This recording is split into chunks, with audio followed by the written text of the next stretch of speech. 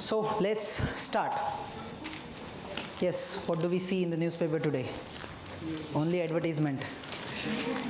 They're earning money.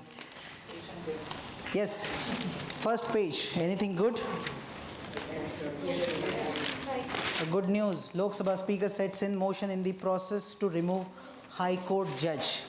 Yes, you said you don't remember news. Do you remember we studied about this thing? You remember? So it's the same news which is continuing, and we said something will certainly happen in this news. Right? So this is happening, we are observing it as happening. So last time when we had a discussion, so those who still feel that we have forgotten the case, so there is a High Court judge, and in his house some kind of incident, let's say some electrical wires or what happened, we don't know, but because of some fire, he called some people, help me out, solve this issue of fire. And after that, those people found out there's so much cash available in the storehouse, right?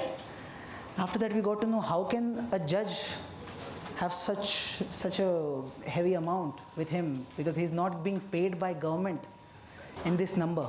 Neither he's working in private sector where he gets paid in crores and all. So after that, some inquiry took place in Supreme Court, right? Court established one committee.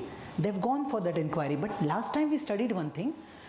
Supreme Court is not supposed to do all these things.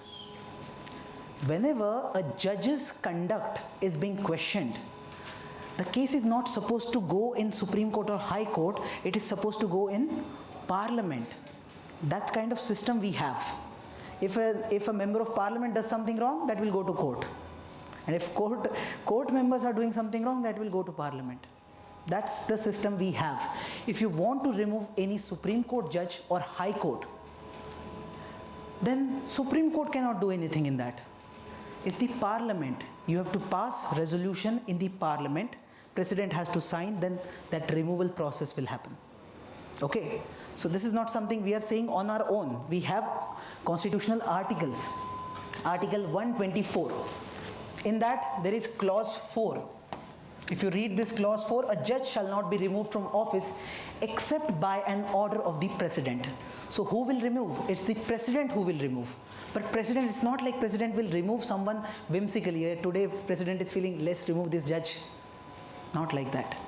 Parliament will tell them. Okay, so an address must be supported by a special majority in the Parliament. And when we say special majority, two conditions are there. Number one condition, 2/3 people present and voting. How many people have come today? It's not like every day all the member of Parliament will sit in the Parliament. It's not like that. Today, let's say out of 500, 300 people are here. Out of that, it's possible only 200 are participating and voting, right?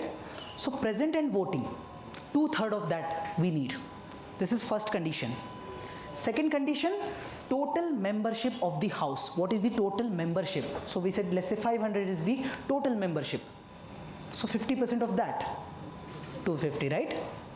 That's the calculation. So they will check both of these conditions. If both of these conditions are passed, then this bill is passed. This has to pass in both the houses of the Parliament, and then this president will give an order, remove this judge. Okay? Now this is mentioned in Article 124 for Supreme Court judges. Okay? Now same rule is applicable even for High Court judges. And that also you will find somewhere over here. So Article 217, appointment and condition of office of judge of High Court. So 217B. A judge of the High Court shall not be removed from office except by President in the manner provided for removal of a judge of the Supreme Court under 124. So in simple terms, whatever we said about Supreme Court, do the same. That's the same thing they are saying with this one complete line. Right?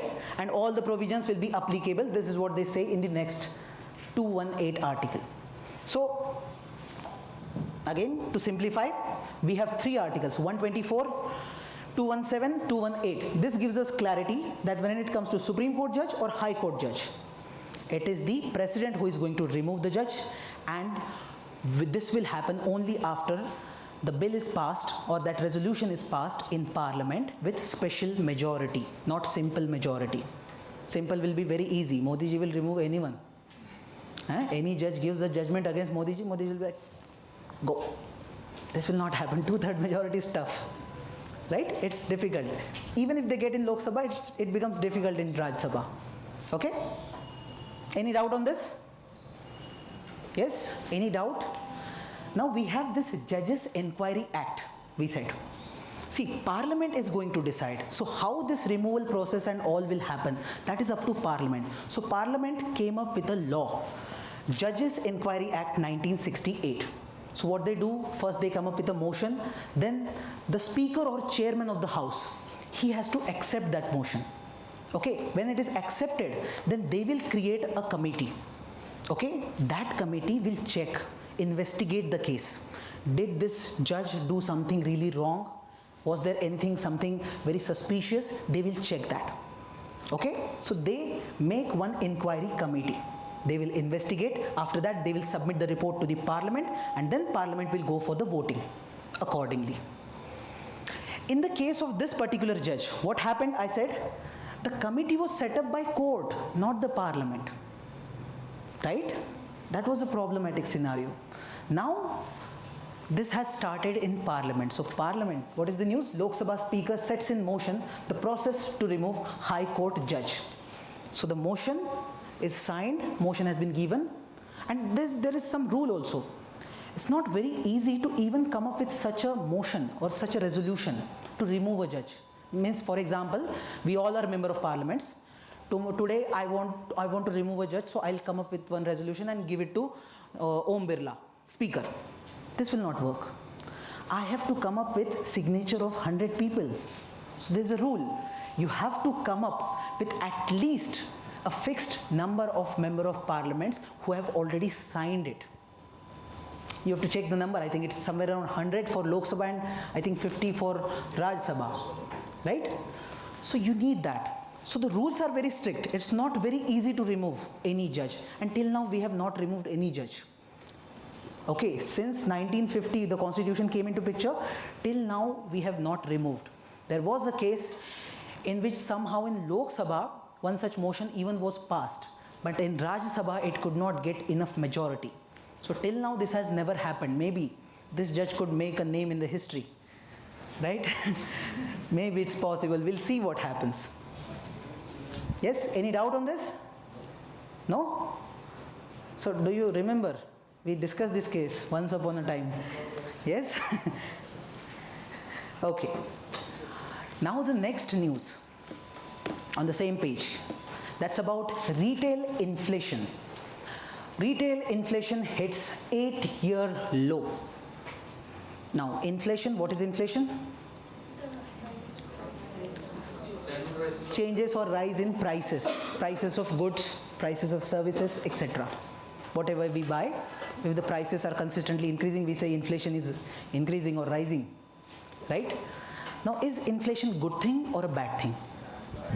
Bad thing? Are you sure about it? I like to contradict. Yes, inflation is good or bad? Anyone with me? Calling it good?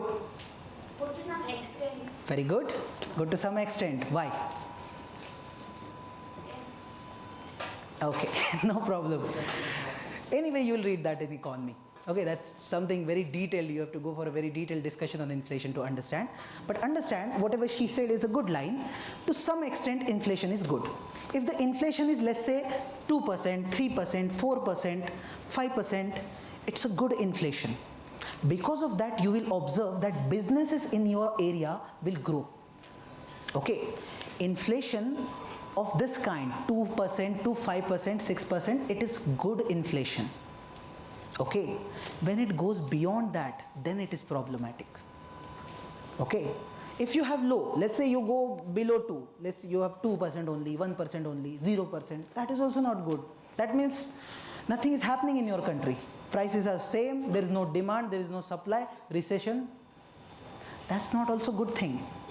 Okay, if prices are going very down, that is also not good thing. That means economic activities are not taking place in your country. So what will government do every time? Government wants that there should be growth in the country. Consistent growth is required. They want more foreign direct investment to come in, more businesses to be set up, right? So economy size will increase, more people will get employment. That's a good thing, right? So for that, government will always try that there should be some inflation, but in a particular range. Okay, normally we have this range that is of 2 to 6%, and this task is given to Reserve Bank of India, that you have to ensure that the inflation in India remains in this range. Okay, 2 to 6, you can do whatever you want to. Let it be 4%, 3%, 5%, not a problem. But at least it should be in this particular range. Okay? Any doubt on this? If it goes high, what's the problem? Let it become 10%, huh? India will become like Sri Lanka. India will become like Sri Lanka. Okay. Can you imagine condition where inflation becomes 50%, 100%? Yeah, very good. So such situations also happen. We call it hyperinflation. There's something called inflation. Prices are rising. Suddenly today you saw petrol 100 rupees. Tomorrow you come to know 200. On the next day 300, 400. After some time 1 crore. Right? Can this happen? Is it possible? Yeah, you're buying a bread packet. Right now it is let's say 15 rupees. Tomorrow it becomes 15,000. That is hyperinflation. That can also happen. Okay, we've seen some countries where this happened. For example, in Germany this happened, after which Hitler came into picture. So that's a good history. So we have to contain. We want inflation, but in a particular range, as she said. Right answer. Okay. So now, what's the news? If basic is clear, the news is retail inflation hits 8-year low. So in the last 8 years, we see the lowest inflation till now. How much? 1.55%. So we are going in a good direction or a bad direction? Yes. So here you see 2017, 2.36, 4.17, 6.73, then change, 3.6, 1.55. Okay, and inflation is something even politicians are very much concerned about. If the inflation is high and there is election, done, you are not coming. This is for sure, right? So yes, just have a look at this. This is happening, but this is temporary stage. Maybe after few months, maybe we'll come up with some other news wherein this number will get increased. Why recently this has happened? They are talking about the reasons. One is there is change in the price of vegetables, pulses, spices, meat, etc. Now you see, whenever we talk about developing countries, in developing countries, the prices, the inflation will be more affected by two things. One is food items and second is fuel. Okay, our overall inflation will be more affected by food price and fuel price.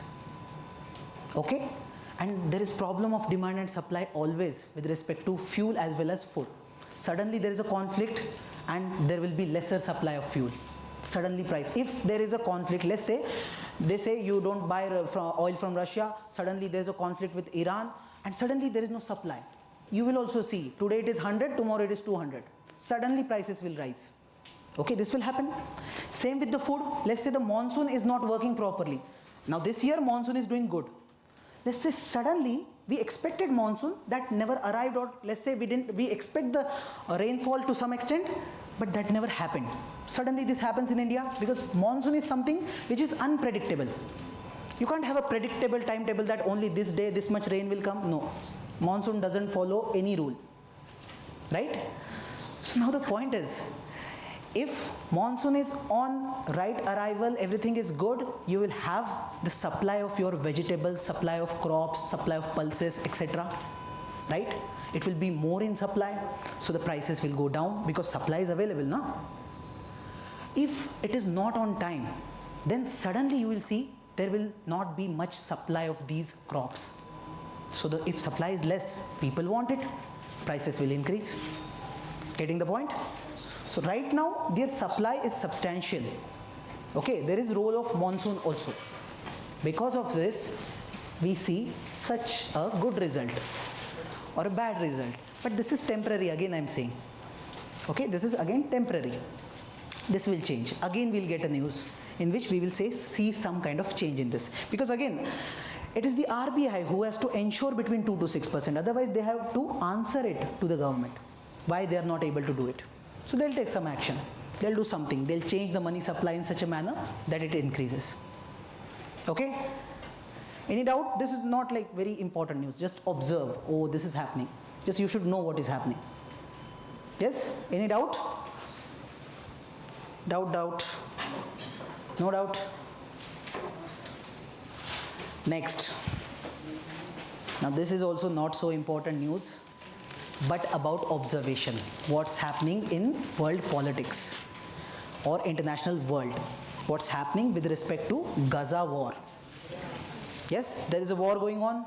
At least you people know this. Yes, Israel is in conflict with Palestine, you call, or Hamas you call, or Hezbollah you call, all these members over there. So there is a conflict called Israel versus Palestine conflict, which is age old. Just like India-Pakistan, which will never be resolved. Similarly this one, right? Now this conflict has one solution. That solution is being given by some countries, which is called as two-state solution. Two-state solution simply means create two different states, let them have their own territory and let them do whatever they want to. Let them have their own country. Palestine as one country, Israel as one country. The problem over there is this side doesn't accept the existence of other side. Palestine will say there is no Israel, there should not be any Israel, because it's a new country which was created. There was no Israel earlier. It's a new country created. Israel says we don't accept the existence of Palestine. Specifically, Benjamin Netanyahu, who is the Prime Minister of Israel. Right? Now, the reason why he is doing all this thing is because of his domestic politics. First of all, already there are so many corruption charges which are against him. And the war is going on. War is going on means there is emergency. No elections. So if the war stops, that's a problem for him first of all. Right? He won't be in power. Second thing, he comes from a right-wing party. Far right-wing. Right-wing is dominating over there. And the right-wing is like, we won't give away our territory. We won't accept the existence of Palestine. Specifically, the politics he's bringing in at his domestic constituency, he's trying to portray that image that I'll make Israel better, bigger. I'll take all the territory, there won't be any Palestine. Right? Now, when this war started, at that time, the world was supporting Israel. How this war started, I'll tell you. Things were normal, everything was normal. Suddenly, one day we got to know that Hamas attacked with 5,000 missiles on Israel. Suddenly. Nobody had any idea about it. So when this happened, the world took a stand, or even India took a stand, wherein we supported Israel, that it's a terrorist attack, that too sudden with so many missiles. Can you imagine that? So it was an existential crisis for Israel at that time. They had to defend, so they had to take some action. So they took action. There was no problem with it. Problem started when he was not ready to stop now. He was not like, you attacked, we attacked you, we killed all those terrorists and the issue stopped. It never stopped there. Now he started his own journey. Let's take control of entire Palestine. So he's doing that different stuff over here. Okay? And this one is also linked to the world geopolitics. Okay, it's not just about Israel and Palestine, it's again about world superpowers, wherein USA and China come into picture, India also comes into picture, so many other things. So actually what was happening? So there was a summit which took place in India, if you remember, a famous one, G20, very good. And India, see, there is a plan by China called as Belt and Road Initiative, if you people know about it. Right? It's a bigger plan of China, wherein they are building infrastructure and all, they are connecting many regions. Once it is done, you cannot stop China. China will be very powerful. Right? USA doesn't like that. India also doesn't like that. So India, USA, we all planned, we will also build some infrastructure, we will also build some lines through which we can do trades and all. So a project which was started, that was IMEC project, if you ever heard about it. IMEC.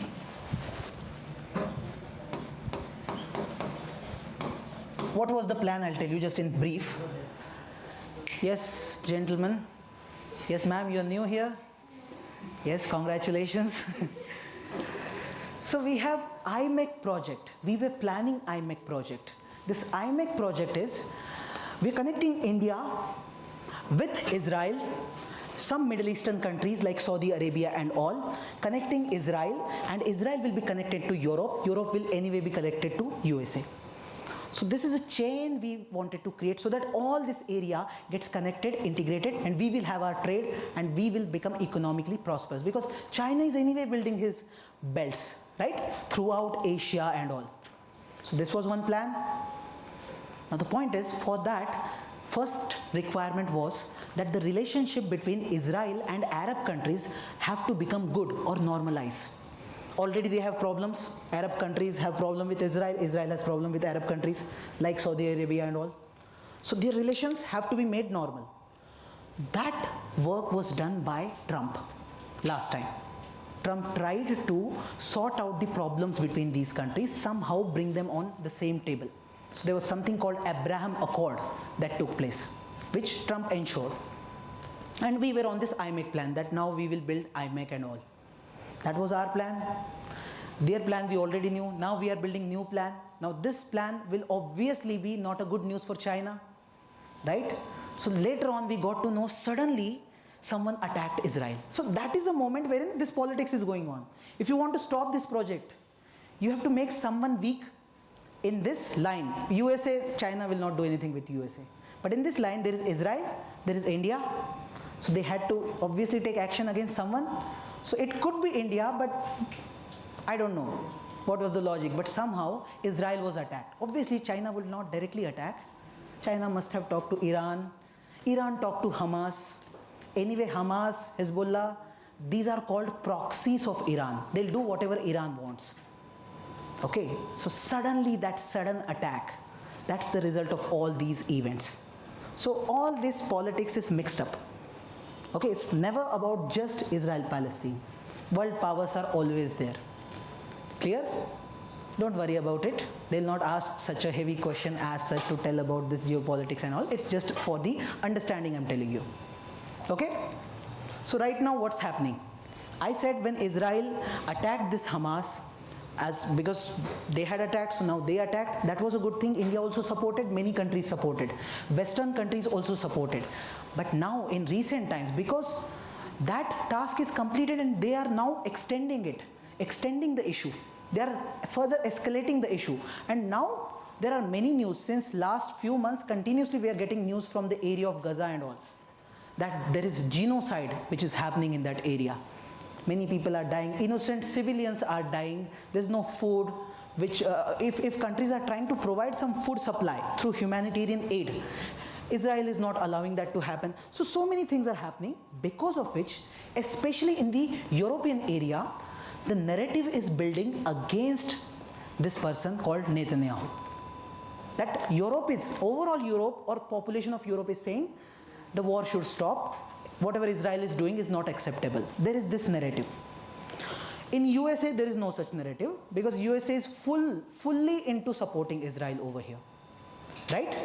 So this kind of politics is happening. Always remember, if you go for a war with any country, you want to stop the war, what other countries feel, that also matters. That narrative matters. Whether they support or not, that also matters. Okay? That's what we see happening. So we don't know. We don't know what will be the results. Maybe this war will start, this war will stop, maybe not. Okay, starting war is easy, stopping is tough.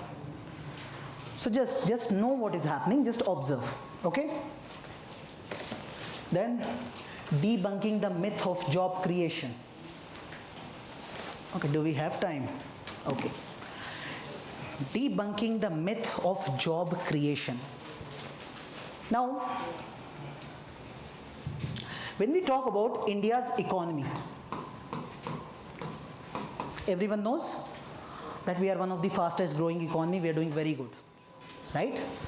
This is a good thing.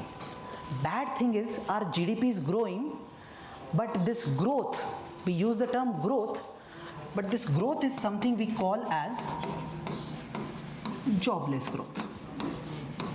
And I think if I'm not wrong, even UPSC asked one previous year question in the mains about the same. They use this term, jobless growth. Yes? Can we directly say this to Modi ji? This growth is jobless growth, sir. We can say, if it is true, why can't you say that? Yes, we have freedom of speech and expression, at least as per constitution. If not in real form, or I don't know. Now see, jobless growth, why we are calling it? Because the economy size is growing, but we don't see the number of jobs growing in the same proportion, right? See, your economy size is increasing this way and the job size is increasing only this much. I'm saying the proportion is not right, okay? Reason being, our economy size is growing because the amount of money that is coming, or the sector that is growing, is the service sector. Is the service sector. And what is the problem with service sector? They give good payment. That's the problem. Yeah, for example, let's say service sector, you take example of our high-tech city in Hyderabad. Yes, entire high-tech city, they are working in service sector. So what's the problem? They're giving so many jobs now. Very good. Their problem is they give lot of payment, they come up with lot of money, everything is okay. But they hire very few people. They need people with very high skill. You need a software developer, you need a programmer, or someone who is very, very highly skilled. And when you look at India's population, this is like very few people are there. That bracket is very small. And their capacity is also not of a quality wherein they can absorb more people. You tell service sector people that please hire some more people, they'll say, why would we hire? We don't need so many people. And now there is AI, we don't know how many are going to lose that job also. So the problem is we are growing because of service sector. Okay? Then maximum people are working in which sector? See, there are three sectors normally we look at: agriculture, manufacturing and service. So what do you think, out of these three, where are Indians, majority of Indians are working? Agriculture or manufacturing? Yes, I like to confuse. Yes? Very good. Maximum people are working in agriculture. Around 40 to 50% of India's population is working in agriculture. In reality, we don't need so many people in agriculture. So they feel they are employed. In reality, they are not employed. They are wasting time. Even if, let's say, we reduce 50% of the population from agriculture, we can still have the same agriculture. We can come up with same yield, same amount of crops. Are you getting it? So it's like so many people are working there because they don't have any other job to do. That's a major problem. They can't get into service sector because they don't have that high skill. They need a job which requires low skill, semi-skill, or let's say no skill at all. Something that kind of a work. That's possible only in manufacturing sector. Are you getting it? And the problem is our manufacturing sector is not working really well. Modi ji came, when he came for the first time, he started Make in India project. Didn't work. So he's still pushing it, Make in India, Assemble in India. He's trying. Right? He's asking Tesla should come here, make his plant, Apple should come. So things are working, but still we have not achieved what we really wanted. Okay, and there is no other solution. You have to build your manufacturing sector.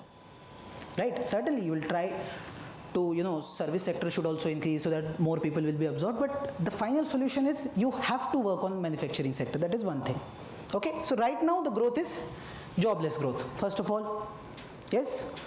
Now as far as this job part is concerned, now because government also has that pressure, we have to give jobs and all, we have to increase the numbers, show it, otherwise next time they'll not elect us. So they come up with some schemes. On one side they're working on this manufacturing and all, they're working. Parallelly, they come up with some schemes. For example, here, employment linked incentive scheme they brought in the year 2025, just recently. Now, employment linked incentive. What does this mean? See, when you're getting a job or you're getting a work in the economy, there will be two kinds. One is formal sector, one is informal sector. Formal is you go to high-tech city. There's a corporate office, you apply, you get a job, you have officially a job, you get offer letter, right? So now when you're in a formal sector, things are very much regulated. Okay, you will get some insurance also for your family, some health cover also you will get. Suddenly if they terminate, or let's say some layoff is happening, so they'll pay some amount also, at least for let's say that notice period. Let's say there's notice period of 1 month and they're removing you today only directly without notice period. So at least they will pay you some amount.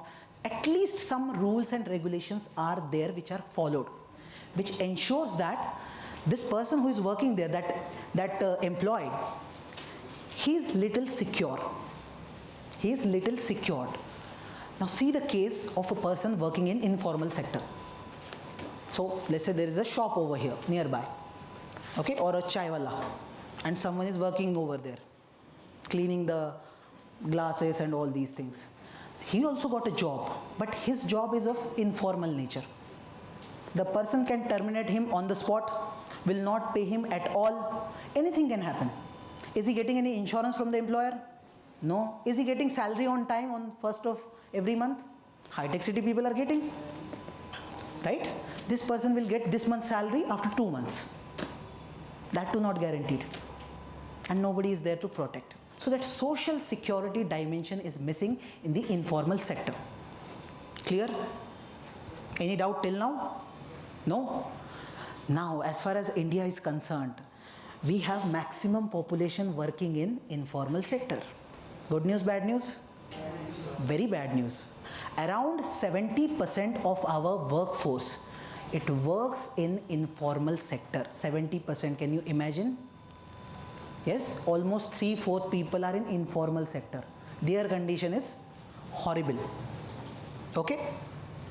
Now, coming here. Now this employment linked incentive scheme is specifically related to formal sector. First of all, it's about formal sector. Now what happens is, government is saying, give more people employment. Nowadays what companies are doing, they're not hiring more people. Hiring means what? You take that person on full-time job. You give them job, and then you have to give all those facilities also. Otherwise what they do, they go for a contract, short-term contract, or like this person working for Rapido, Uber, etc. They don't have a job with those companies, right? It's just short-term employment. So government is saying, give them formal jobs. If you give more people formal job, get them on this full-time payroll, then we will give you some incentives. That's the idea.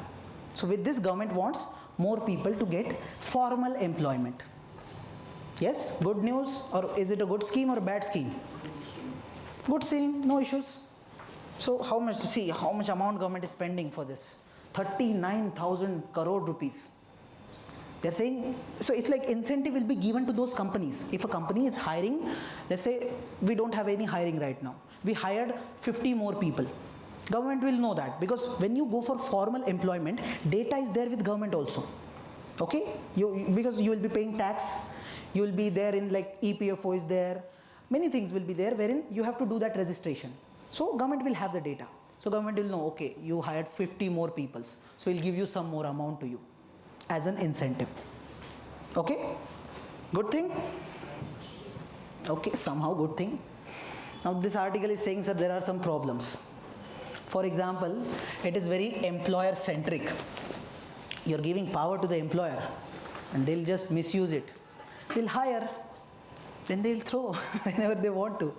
And the focus, the main problem you're not focusing on is, in India's workforce, there is one problem called as skill gap. People, see how companies will misuse it. Understand this. Companies will hire people, okay, and they will make them work. One day that person will leave the job. Why? Because the skill set, or the skill set with which he is coming and the job he is doing, that doesn't match. Someone has done engineering and they are expected to do a very normal work. Okay, so then there is a problem. There are so many people working this way. And there is one more additional problem. Those who complete engineering, they don't know how to work. They don't have the skill set needed in the industry. That is also a major problem. So the article is saying you should focus on the major things. The money you are spending, spend on the right things wherein you will solve the core problems rather than just giving money to the companies in the form of incentives. Okay, this is one thing. Okay, then they have given this data, how many people are employable, skill gap, to show it. So they're saying 53% of India's graduates who complete graduation and 36% who complete post-graduation, they are unemployable. Good news, bad news? Worst news, not even good, bad. But 50% are unemployable. So what is the use of your graduation? Nothing. So take that degree, take some samosa or something and enjoy. Degree is useless, right? Then they have shown this wage gap. Now in India, you'll see people who have higher skills, they're getting paid on almost in this number, 14 lakh to 18 lakh per year they are earning. This is common in high-tech city, again I'm telling you, this is very common. And people who have low skill, they're earning below 1 lakh per year. Below 1 lakh per year is 8 to 10,000, not more than that per month.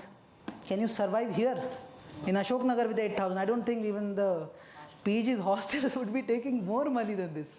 8,000, how will they survive? That to entire family. Too much, right? So this is the main stuff of this article. Okay. Additionally, they said, sir, you are only focusing on manufacturing. You have to focus on agriculture also. You have to focus on service sector also. So work on all these segments, not just one. The core argument is you are just focusing on formal sector. The article brings attention to that core part. Formal sector people are anyway doing better than those who are working in informal. You should focus on them. It's not like don't take action for these people, but focus more on them. 70% workforce is there and their situation is not really good. Okay, so that's the kind of criticism we see about this scheme of government. Yes, valid criticism? Yes, valid criticism. Good, that's it about this news. Then next, so many news items today. So we have this Supreme Court questions potentiality of abuse of BNS section 152. What is this section? Anyone? Okay, have you heard this term called sedition? If anyone can tell me. Sedition. Okay, if you don't know, I'll write down.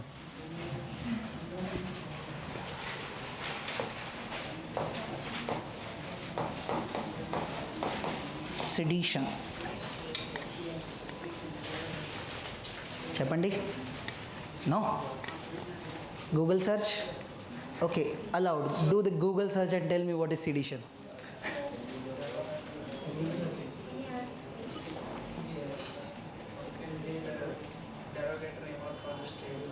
Very good.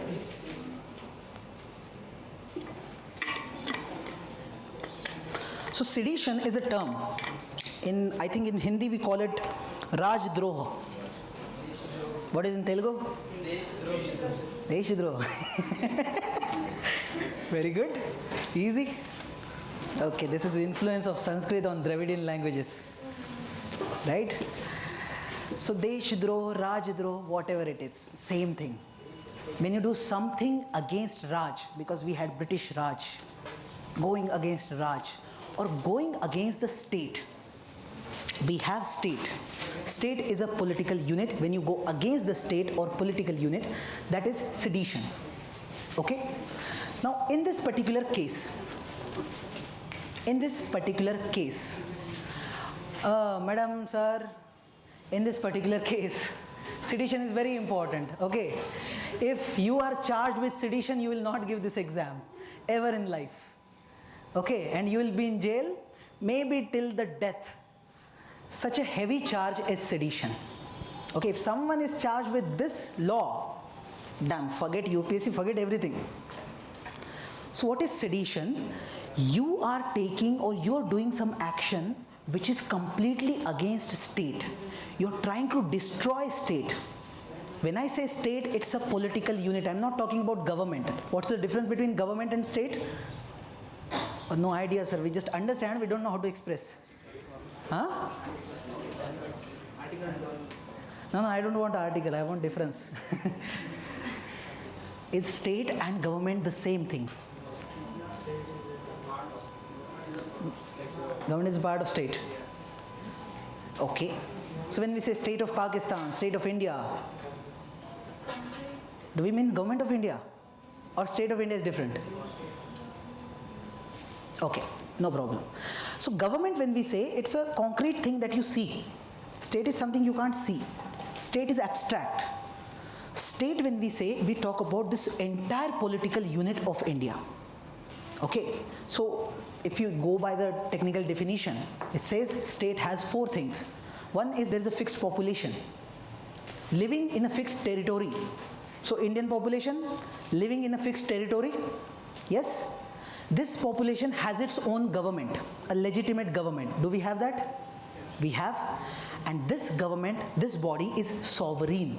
Sovereign means there is no authority controlling them. Okay, so when you look at Iran, do you think Iran is a state? We don't know about Iran. Pakistan? Pakistan is also state.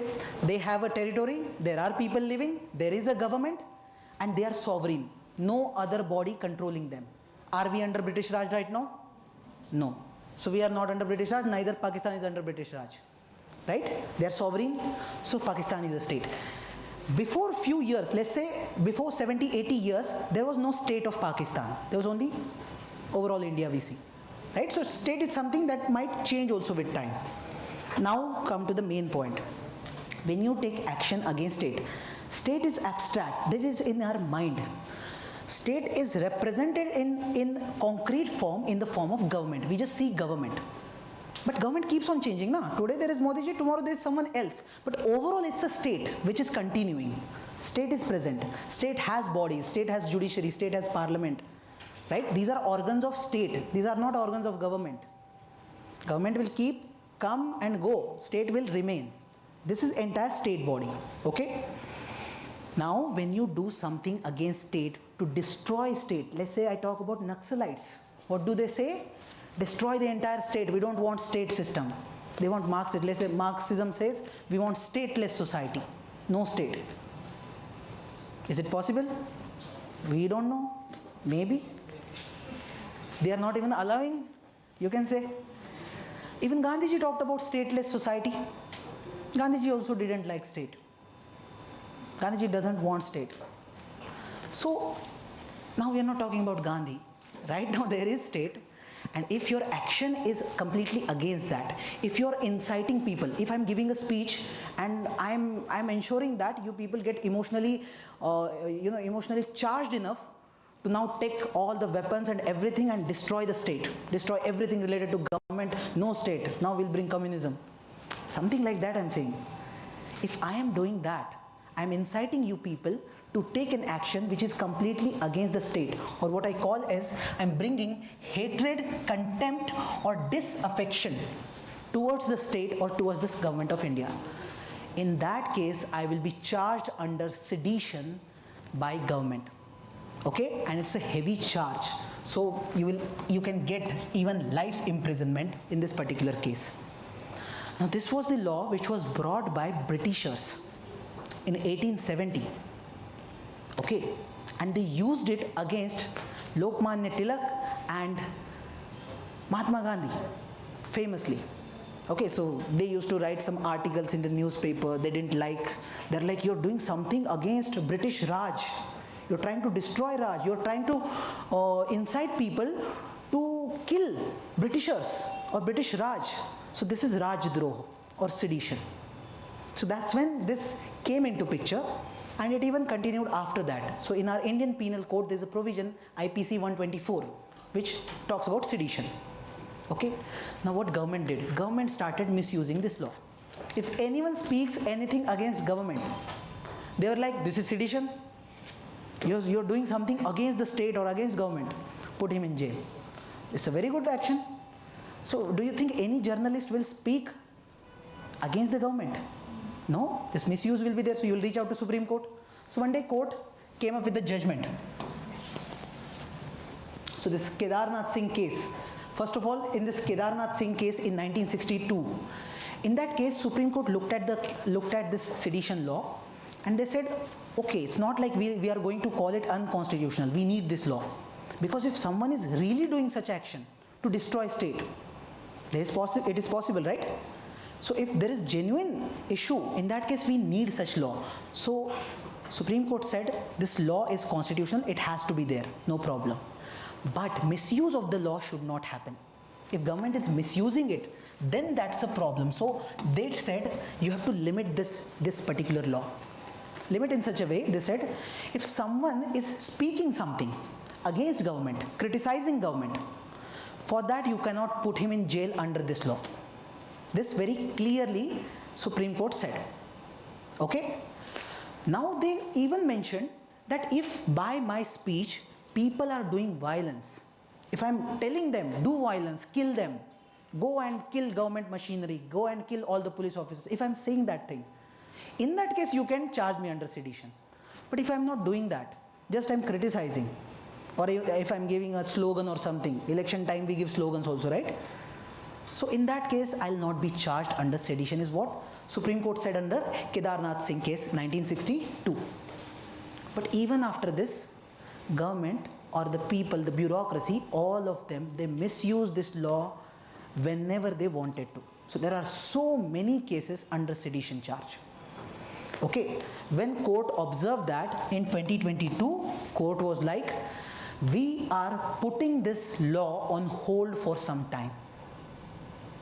And court gave complete clear direction to all the police and all that now do not register any new FIR with sedition law, because we are putting this law under abeyance or in simple terms on hold.